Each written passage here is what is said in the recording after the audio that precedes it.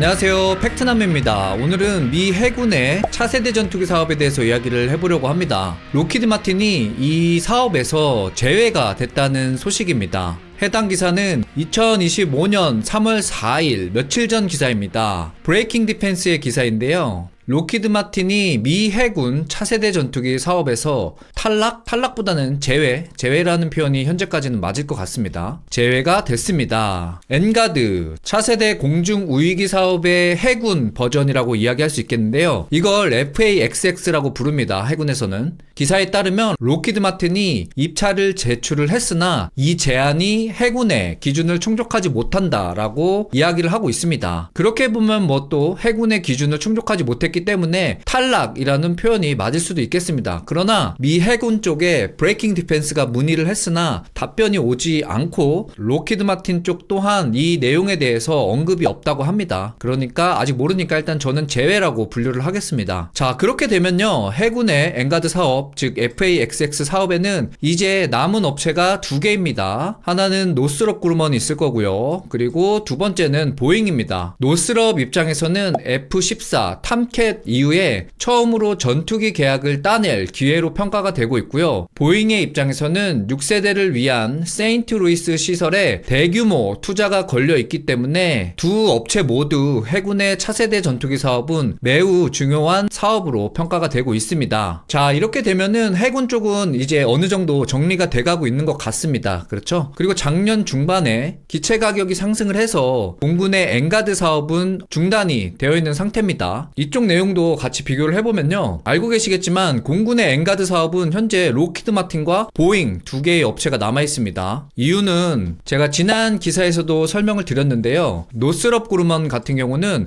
해군의 차세대 프로그램 FAXX에 집중하기 위해서 공군의 엔가드 사업은 자발적으로 참여하지 않는다라고 이제 소식을 전했습니다. 그래서 공군 쪽 두 개 업체, 록히드 보잉, 그 다음에 해군 쪽은 아까 노스럽 보잉, 이런 식으로 어느 정도 체계가 잡혀가는 모습입니다. 그래서 차세대 전투기 엔가드 사업과 관련해서는 해군 2개, 공군 2개 이런 식으로 정리가 됐다라고 생각하고 계시면 될 것 같습니다. 자, 그러면 향후 전망에 대해서 이제 알아보겠습니다. 트럼프 행정부의 새로운 해군 장관 존 펠란이 의원 질의서에 대한 서면 답변으로 FAXX를 이런 식으로 평가를 했습니다. 뭐냐면, 자, FAXX는 적대적 환경에서도 작전 반경과 능력을 획기적으로 향상시킬 차세대 전투기다 라고 치켜 세웠는데요. 해군이 올해 FAXX의 계약을 체결하겠다는 입장을 고수하고 있는데, 이런 입장을 어느 정도 대변을 해주는 발언인 것 같습니다. 여기서 FAXX에서 말하는 적대적 환경이란 지난 기사에서도 한번 언급이 되었는데요. FAXX 전투기가 운용될 전장의 환경을 이야기하는 겁니다. 강력한 적의 방공망, 그리고 전자전 위협, 공대공 및 지대공 미사일 등의 위협이 존재하는 환경으로, 즉 적이 강력한 방어 체계를 갖추고 있는